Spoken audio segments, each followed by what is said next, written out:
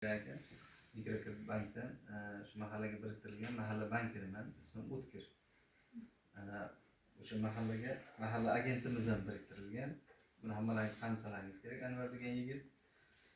Shu bugungi uchrashuvimizda maqsad bankimizdagi yangi produktlar, yangi mahsulotlar, yangi yengilliklar, plastik kartalar shular bo'yicha bankimizda zalma qilgan boshqaruvchi o'rinbosari Burxonov Oybek aka o'zlari shu yo'nalish bo'yicha sizlarga tushuntirib o'tadi. Marhamat. Assalomu alaykum. Amirterim mahalla fuqarolari. Mana shu Amirterim mahallada tadbirkorlikni rivojlantirish, tadbirkorlar biznes tashabbusini biz qo'llab-quvvatlashimiz kerak.